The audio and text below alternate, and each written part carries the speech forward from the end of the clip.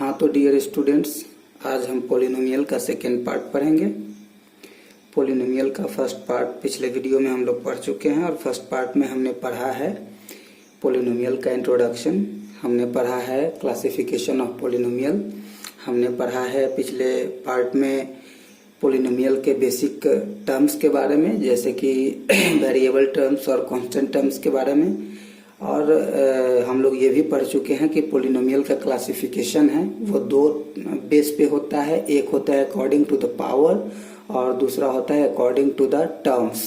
तो पिछले वीडियो में हम लोग according to the terms classification of polynomial पढ़ चुके हैं। इस वीडियो में हम लोग according to the power classification of polynomial पढ़ेंगे। तो हम स्टार्ट करते हैं। क्लासिफिकेशन of polynomial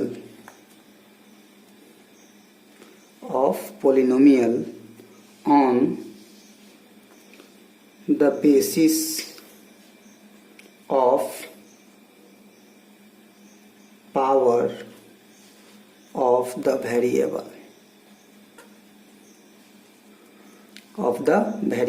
यानी कि हम लोग इसमें पढ़ेंगे क्लासिफिकेशन ऑफ पोलिनोमियल के क्लासिफिकेशन का सेकेंड पार्ट पढ़ेंगे, जो कि बेस्ड होता है किस पे? पावर ऑफ द वेरिएबल का जो पावर होता है उसके ऊपर ये बेस्ड होता है। ठीक है, तो इस टर्म में सबसे पहले आता है लीनियर पोलिनोमियल। क्या आता है? Linear polynomial. पहले हम सारे टर्म्स को जान लेते हैं, फिर एक एक करके उनको ड्राइव करेंगे। फिर दूसरा होता है क्वाड्रेटिक पोलिनोमियल।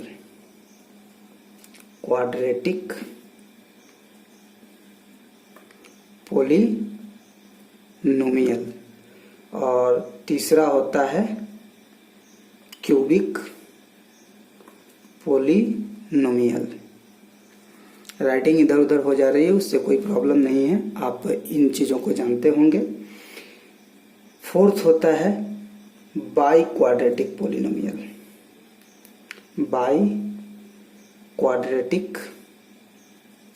पोलिनोमियल। तो पहले हम इन चीजों के बारे में जानेंगे बारी बारी से, उसके बाद आगे क्या पढ़ना है इस पे हम लोग डिस्कस करेंगे। ठीक है, तो इस टर्म में हमारे सामने आया सबसे पहले लीनियर पोलिनोमियल। तो लीनियर पोलिनोमियल क्या होता है ये हमें समझना है। ये तो हम पहले ही जानते हैं कि ये जो क्लासिफिकेशन है ये वेरिएबल के पावर के ऊपर डिपेंड करता है। ठीक ना, तो लीनियर पोलिनोमियल वो होता है जिसमें वेरिएबल का मैक्सिमम पावर 1 हो। The maximum power of variable is 1। अगर किसी पोलिनोमियल में वेरिएबल का मैक्सिमम पावर 1 है तो इसका मीनिंग ये हुआ कि वो लीनियर पोलिनोमियल है। क्या है? लीनियर पोलिनोमियल, जिसमें वेरिएबल का मैक्सिमम पावर 1 है। ठीक है, इसके बारे में और डिस्कस करेंगे, लेकिन पहले थोड़ा सा और इसके बारे में हम लोग जान लेते हैं। ये है लीनियर पोलिनोमियल। ठीक है, और लीनियर पोलिनोमियल जो होते हैं ये दो तरह के होते हैं। ठीक है, एक होता है इन वन वेरिएबल और एक होता है इन टू वेरिएबल। अब हम इसको समझेंगे अच्छे से। तो ये तो हम लोग समझ गए कि लीनियर पोलिनोमियल क्या है। लीनियर पोलिनोमियल वो है वैसा polynomial, those type of polynomial in which the maximum power of variable is 1। मतलब वैसे पोलिनोमियल जिसमें वेरिएबल का मैक्सिमम पावर 1 है उसे हम लीनियर पोलिनोमियल कहते हैं। ठीक है, अब ये जो लीनियर पोलिनोमियल है ये दो तरह का होता है। एक होता है इन वन वेरिएबल और एक होता है इन टू वेरिएबल। वन वेरिएबल वाले जो लीनियर पॉलिनोमियल्स हैं इसको आप 8 क्लास में पढ़ चुके होंगे, ठीक है। जैसे कि 8 क्लास में आपने पढ़ा होगा x + 5 = 7, then find the value of x, इस टाइप का क्वेश्चन आपने पढ़ा होगा। तो ये सारे वन वेरिएबल में आते हैं, ठीक है। या x/2 - 1/2 = 5, इस तरह के जो इक्वेशंस या एक्सप्रेशंस आपने पढ़े होंगे। यहाँ पे 2 वर्ड मैंने यूज किया, इक्वेशन और एक्सप्रेशन, इस पे भी हम लोग आगे डिस्कस करेंगे, लेकिन फिलहाल हम लोग यहाँ पे 1 वेरिएबल और 2 वेरिएबल की चर्चा कर रहे हैं, ठीक है ना। तो 8 क्लास में हम इन 1 वेरिएबल पढ़ चुके हैं, और 1 वेरिएबल जो होता है इस तरह का होता है, आपको देखने को मिला होगा, ठीक है। इसमें गौर करना है ये कि ये जो x है ये वेरिएबल टर्म है और इसका पावर क्या है, यहाँ पे कोई पावर नहीं है, इसका मतलब है कि इस पे 1 पावर ऑलरेडी है। 9th क्लास में और 10th क्लास में हमें पढ़ना है इन 2 वेरिएबल्स, यानी कि लीनियर पोलिनोमियल, वैसे लीनियर पोलिनोमियल्स जो 2 वेरिएबल्स में है, ठीक है। तो ये कैसे होंगे ये आप देख लीजिए, अपने बुक में देखा भी होगा। x + y = 0 या x + y = -1 या x + y = 2 या x - y = 5, कुछ भी इसके अलावे भी कुछ भी हो सकता है, बहुत सारी चीजें हो सकती हैं, ठीक है। तो यहाँ पे 2 वेरिएबल्स यानी कि 2 वेरिएबल्स की चर्चा हो रही है, ठीक है ना, 2 वेरिएबल्स। तो देखिए यहाँ पे x भी वेरिएबल है और y भी वेरिएबल है, ठीक ना। तो ये हो गया लीनियर पोलिनोमियल का second part. Linear polynomial 2 part में बटा हुआ है, एक होता है इन 1 वेरिएबल और एक होता है इन 2 वेरिएबल। तो इनको हम लोगों ने देख लिया, लीनियर पोलिनोमियल हम समझ गए, और लीनियर पोलिनोमियल 2 तरह के होते हैं वो हम समझ गए, ठीक है। अब फिर हम इस पे आगे डिस्कस करते हैं।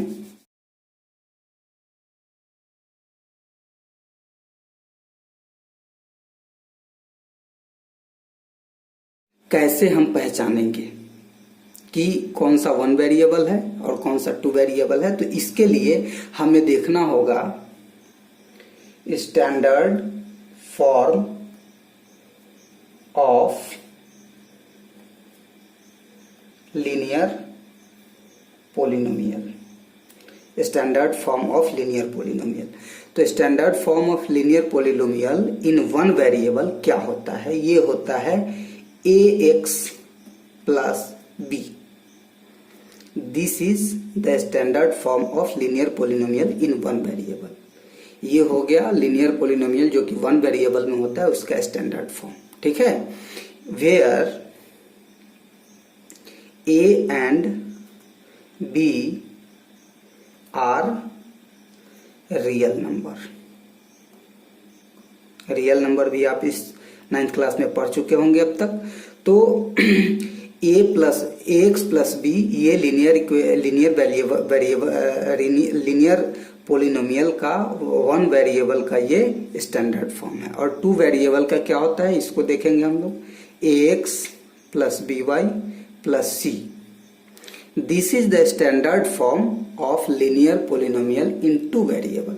लीनियर पोलिनोमियल जो कि 2 वेरिएबल्स में होते हैं उसका ये स्टैंडर्ड फॉर्म है, ठीक है। Where a, b and c are the real number, ये रियल नंबर हैं a, b और c, ठीक है। और x यहाँ पे x और y ये आप जान रहे हैं कि ये दोनों वेरिएबल टर्म्स हैं, ठीक है। तो ये हो गया हमारा complete linear polynomial in 1 variable and linear polynomial in 2 variable. ये हमने पढ़ा है 8th क्लास में, ये हम पढ़ेंगे 9th में और 10th में, ठीक है। तो अब हम इसको, तो पहला हम पढ़ चुके, अब दूसरे पे आएंगे, क्वाड्रेटिक। सेकेंड ये है क्वाड्रेटिक पोलिनोमियल। तो ठीक उसी तरह से हम लोग इसको भी डिस्कस करेंगे। तो ये क्वाड्रेटिक पोलिनोमियल जो है, क्वाड्रेटिक पोलिनोमियल वैसा पोलिनोमियल होता है जिसमें वेरिएबल का मैक्सिमम पावर 2 होता है। Those type of polynomial in which maximum power of variable is 2 is called quadratic polynomial. जैसे हम देख सकते हैं x² + x + 1 x square plus x, x square plus 1 x square. ये 4 तरह के एग्जाम्पल्स हमने लिए हैं और हमने पिछले वीडियो में ये बताया था कि जब हम पावर की चर्चा करेंगे, पावर पे डिस्कस करेंगे तो टर्म्स को भूल जाएंगे, और जब टर्म्स पे चर्चा करेंगे, टर्म्स पे डिस्कस करेंगे तो हम पावर को भूल जाएंगे। तो यहाँ पे चूंकि हमें पावर पे चर्चा करना है, डिस्कस करना है, इसलिए हम केवल पावर्स को देखेंगे, ना कि हम टर्म्स को देखेंगे। तो ये जो पहला एग्जाम्पल है, इस पहले एग्जाम्पल में आप देख रहे हैं कि x जो कि एक वेरिएबल टर्म है, उसका मैक्सिमम पावर कितना है, 2 है। इसमें भी मैक्सिमम पावर कितना है, 2 है। इसमें भी मैक्सिमम पावर कितना है, 2 है। इसमें भी मैक्सिमम पावर 2 है। तो ये all are the example of quadratic polynomial. ठीक है। अब इससे कोई फर्क नहीं पड़ता है कि इसमें कितने टर्म्स हैं। यहाँ पे आप देख रहे हैं कि 3 टर्म्स है, 3 टर्म्स, यहाँ पे 2 टर्म्स है, यहाँ पे भी 2 टर्म्स है, यहाँ पे 1 टर्म्स है। ठीक है ना। तो इससे कोई फर्क नहीं पड़ता है कि इसमें टर्म कितने हैं, इसमें सिर्फ उसके पावर को देखा जाता है। ठीक है। अब इसको और अच्छे से समझने के लिए हम क्या करते हैं कि इसकी स्टैंडर्ड फॉर्म के बारे में जानते हैं। तो इसका स्टैंडर्ड फॉर्म होता है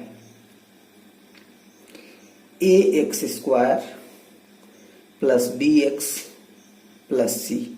ठीक है।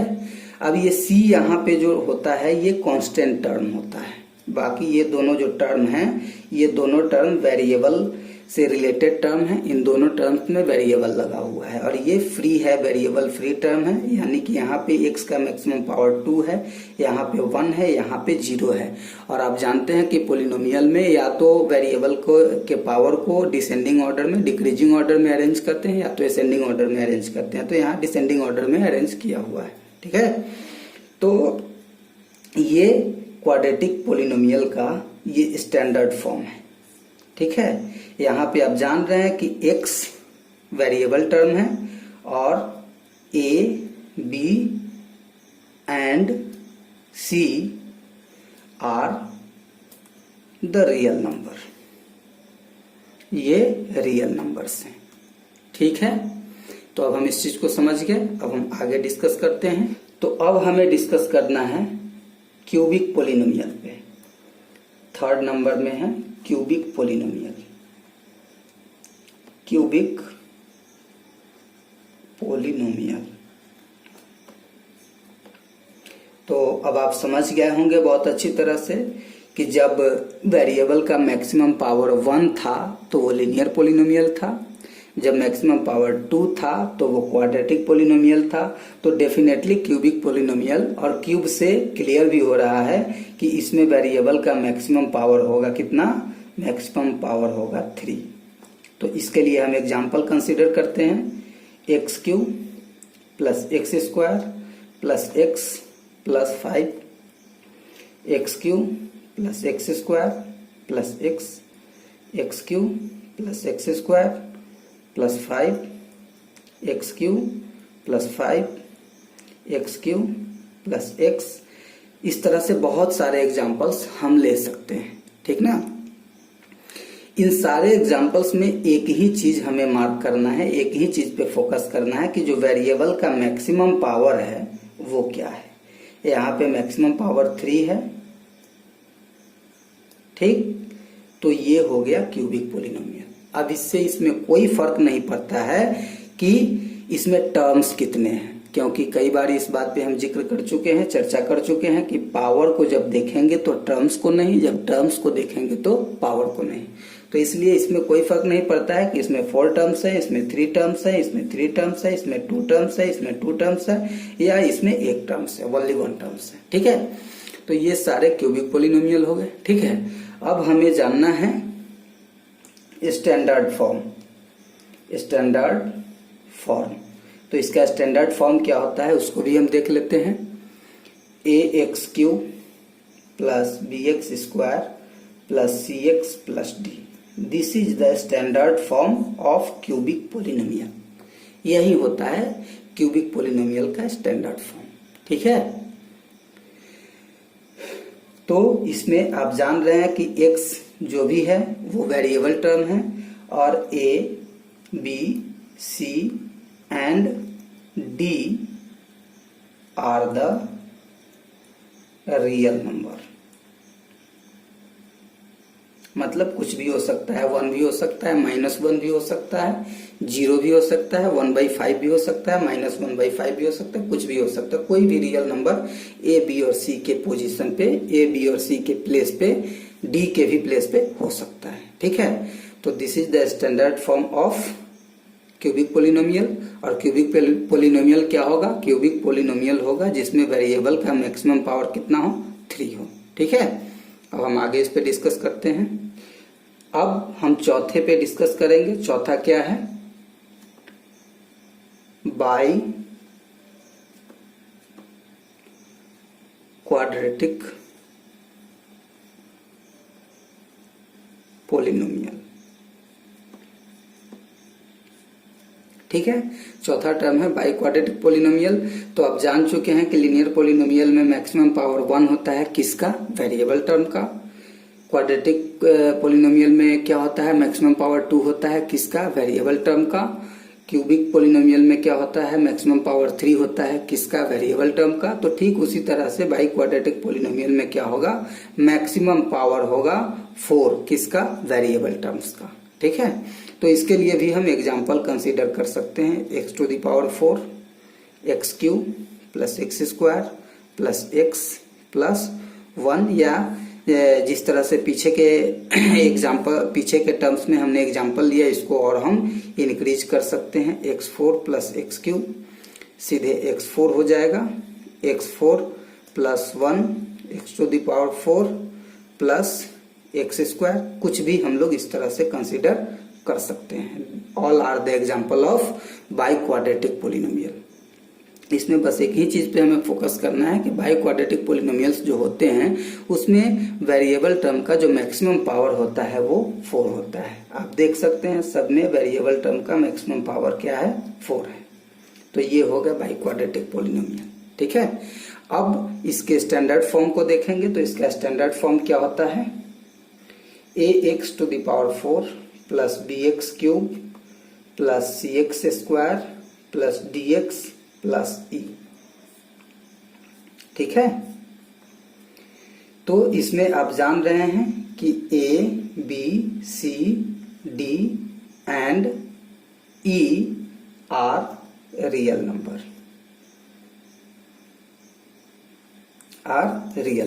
ठीक है।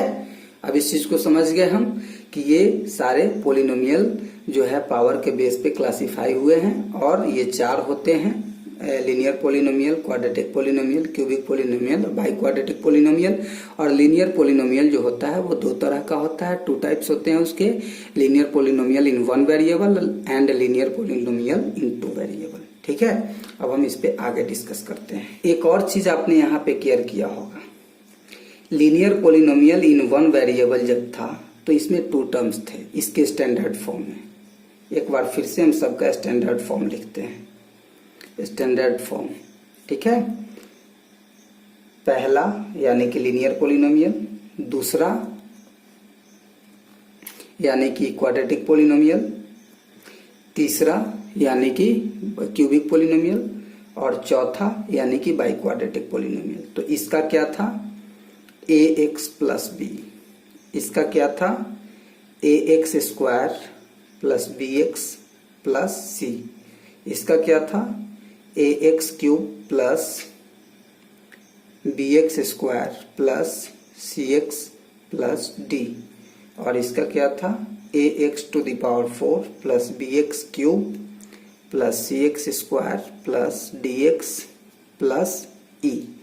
तो आप देख सकते हैं कि जो पोलिनोमियल है अकॉर्डिंग टू द पावर, उसके स्टैंडर्ड फॉर्म में आप देख रहे हैं कि एक टर्म ज्यादा है। लीनियर है तो उसमें 2 टर्म है, क्वाड्रेटिक है तो उसमें 3 टर्म है, क्यूबिक है तो उसमें 4 टर्म है, और बाई क्वाड्रेटिक है तो उसमें 5 टर्म्स है। ठीक है, अब इसके बाद में हम लोग पढ़ेंगे इनके रूट्स के बारे में। Roots of the polynomials. क्या पढ़ना है हमें? Roots of the polynomials. तो पोलिनोमियल्स का रूट्स क्या होता है? तो सबसे पहले हम लोग चर्चा करेंगे रूट्स। ये रूट्स होता क्या है? रूट्स को एक और नाम से हम लोग जानते हैं जीरोज। ठीक है। जीरोज या रूट्स वो नंबर होते हैं, चाहे वो रियल नंबर होते हैं जो अगर किसी इक्वेशन में पुट किया जाए तो उस इक्वेशन को या उस एक्सप्रेशन को वेरीफाई कर देता है। वेरीफाई करने का मतलब ये हुआ कि लेफ्ट और राइट को इक्वल कर देता है। ठीक है, लेफ्ट और राइट को इक्वल करने के लिए हम लोग फिर से एक बार समझेंगे, लेकिन आप लोग पहले एक बार स्टैंडर्ड फॉर्म को लिख लीजिए, देख लीजिए, इसको समझ लीजिए, क्योंकि स्टैंडर्ड फॉर्म जो होता है वही मेन चीजें होती है। इसके बाद हम इस पे डिस्कस करेंगे। ठीक है, तो अब हमें डिस्कस करना है रूट्स या जीरोज पे, लेकिन इससे पहले हम दो चीजें समझेंगे। एक होता है इक्वेशन और एक होता है एक्सप्रेशन। मैथमेटिक्स में ये दो चीजें होती है, एक होता है इक्वेशन और एक होता है एक्सप्रेशन। ठीक है, इक्वेशन जो होते हैं इसके ओनली वन साइड होते हैं, sorry expression only one side. जो एक्सप्रेशन होता है, एक्सप्रेशन का ओनली वन साइड होता है, और इक्वेशन जो होते हैं उसके टू साइड्स होते हैं। आई होप कि आप इस बात को नहीं समझ पाए होंगे, तो अब समझेंगे इस चीज को आप। जैसे हम linear equation in one variable का एग्जांपल लेते हैं, ax plus b is equal to 0 लिखते हैं। यहाँ पे बीच में इक्वल टू दिया हुआ है। इक्वल टू के लेफ्ट साइड में हम देख रहे हैं 2 टर्म है और राइट साइड में 1 टर्म है। ठीक है, यहाँ पे हमने 0 लिखा है। 0 के पोजीशन पे कुछ भी हो सकता है, 0 के बदले कुछ भी हो सकता है, एनी रियल नंबर। ओके, तो ये 2 साइड्स हो गए, left side and right sides. तो रूट्स या जीरोज वो रियल नंबर होते हैं जो किसी भी इक्वेशन में अगर डाला जाए तो किसी भी इक्वेशन में डालने के बाद उसके लेफ्ट और राइट को इक्वल कर देते हैं। जब लेफ्ट और राइट को इक्वल कर देंगे तो वो रियल नंबर कहलाएंगे रूट्स या जीरोज। एक ही नाम है, दोनों एक दूसरे का सिमिलर नेम है, रूट्स या जीरोज। ठीक है, तो जीरोज या रूट्स वो होते हैं जो किसी इक्वेशन में पुट करने के बाद उसके लेफ्ट और राइट को इक्वल कर देते हैं। इस चीज को समझ लिया आप लोग। ठीक, तो अब हम आगे बढ़ते हैं। अब यहाँ पे देखना है हमें कि जो क्वाड्रेटिक पोलिनोमियल होते हैं इसके 2 रूट्स होते हैं। एक होता है अल्फा और एक होता है बीटा। ठीक है, जो क्वाड्रेटिक इक्वेशंस होते हैं इसके 2 रूट्स होते हैं। जो क्यूबिक पोलिनोमियल्स होते हैं इसके 3 रूट्स होते हैं, अल्फा, बीटा एंड गामा। ठीक है, और जो क्यूबिक पोलिनोमियल्स होते हैं इसके 4 रूट होते हैं, सॉरी बाई क्वाड्रेटिक पोलिनोमियल के 4 रूट्स होते हैं। ठीक है, अल्फा, बीटा, गामा और थीटा या कुछ भी मान सकते हैं। ठीक है, और जो लीनियर पोलिनोमियल्स होते हैं इसके ओनली 1 रूट होते हैं, अल्फा। ठीक है, तो ये 1 रूट, 2 रूट, 3 रूट, 4 रूट ये है क्या? इसका मतलब, इसका मीनिंग ये हुआ कि अगर कोई लीनियर पोलिनोमियल है तो उसमें हर वेरिएबल का सिर्फ एक ही नंबर होगा जो उस इक्वेशन को वेरीफाई करेगा, उस इक्वेशन को सेटिस्फाई करेगा। ठीक है, एक ही ऐसा वैल्यू होगा जो इसको सेटिस्फाई करेगा। ठीक है, और 2 रूट्स का मतलब हुआ कि क्वाड्रेटिक इक्वेशन में x यानी कि वेरिएबल के 2 ऐसे वैल्यू आएंगे जो इस इक्वेशन को सेटिस्फाई करेंगे। 3 रूट्स का मतलब कि इसके 3 ऐसे वैल्यू होंगे जो इस इक्वेशन को सेटिस्फाई करेंगे। और 4 रूट्स का मीनिंग ये हुआ कि 4 ऐसे वैल्यू होंगे जो इनको सेटिस्फाई करेंगे। ठीक है, वो कब और कैसे करेंगे ये तो जब हमारे सामने ये इक्वेशंस आएंगे तब हम उनको देखेंगे, जब चैप्टर हम बनाएंगे चैप्टर के साथ उसका डिस्कस करेंगे। लेकिन फिलहाल यहाँ पे हम कुछ चीजों को देखते हैं। जैसे हम यहाँ पे डिस्कस करते हैं लीनियर इक्वेशन को लेकर। ax plus b is equal to 0 हम लेट करते हैं कि ये एक इक्वेशन है। ठीक है, तो इसमें ax is equal to minus b हो जाएगा। क्या हो जाएगा? Minus b. अब ये माइनस बी क्यों होगा? क्योंकि b लेफ्ट साइड में है तो पॉजिटिव है और राइट साइड में गया तो ये नेगेटिव हो गया। और आप जानते हैं कि जैसे ही किसी नंबर का साइड चेंज होता है उसका साइन भी चेंज हो जाता है, ठीक है ना। तो इधर प्लस में है तो राइट साइड में आएगा तो माइनस में हो जाएगा, इधर माइनस में है तो इधर आएगा तो प्लस में हो जाएगा, ठीक। उसी तरह से अगर लेफ्ट साइड में मल्टीप्लाई में है तो राइट में आएगा तो डिवाइड हो जाएगा, और लेफ्ट साइड में अगर डिवाइड में है तो राइट में आएगा तो वो मल्टीप्लाई हो जाएगा। मतलब जो उसका कैरेक्टर होता है उसका अपोजिट हो जाता है। तो बी को हम इधर लाए, राइट साइड में लाए तो ये माइनस बी हो गया, और x इज इक्वल टू यहाँ पे a इसके साथ मल्टीप्लाई में है तो ये इधर आएगा तो डिवाइड हो जाएगा, ठीक है। तो this is the value that satisfy the equation. यही वो वैल्यू है जो इस इक्वेशन को सेटिस्फाई करेगा। अब कैसे करेगा अब आप देख लीजिए। x का वैल्यू हमें क्या फाइंड हुआ, माइनस बी बाई ए, ठीक है। अब हम इस वैल्यू को इसमें पुट करते हैं, ax plus b is equal to 0, ठीक है। a into minus b by a plus b is equal to 0, ठीक है। तो a और a यहाँ पे कट गया, minus b plus b is equal to 0, तो माइनस बी और प्लस बी कट गया, इधर भी 0 आ गया, इधर भी आ गया। अब आप देख सकते हैं कि लेफ्ट और राइट दोनों इक्वल हो गया, लेफ्ट और राइट दोनों इक्वल हो गया। तो लेफ्ट और राइट को इक्वल करने के लिए हमने क्या यूज किया, minus b by a. Minus b by a क्या था, जीरोज ऑफ दिस इक्वेशन। इस इक्वेशन का ये जीरोज था, यानी यही वो एक नंबर था जो इस इक्वेशन को सेटिस्फाई कर सकता है। तो इसीलिए हम इसे रूट्स भी कह सकते हैं या इसे जीरोज भी कह सकते हैं, ठीक है। अब ये अल्फा बीटा गामा थीटा है क्या, आप कुछ भी मान सकते हैं। हमने रूट्स को अल्फा मान लिया, यानी कि यहाँ पे alpha is equal to minus b by a था। अब जैसे जैसे इक्वेशंस आएंगे आप वैसे वैसे उसको सॉल्व करेंगे, ठीक है। तो अब हम इस वीडियो को समाप्त करते हैं। अगर अभी तक आपने हमारे चैनल को सब्सक्राइब नहीं किया है तो प्लीज आप चैनल को सब्सक्राइब कर लीजिएगा, और इस वीडियो को देखने के बाद जो भी डाउट्स आपके मन में होंगे, जो भी क्वेश्चंस आपके मन में होंगे, आप कमेंट करके क्वेश्चंस को पूछ सकते हैं। हम आपके प्रॉब्लम को सॉल्व करने के लिए अलग वीडियो बनाकर उसको पोस्ट करेंगे। Okay, thank you.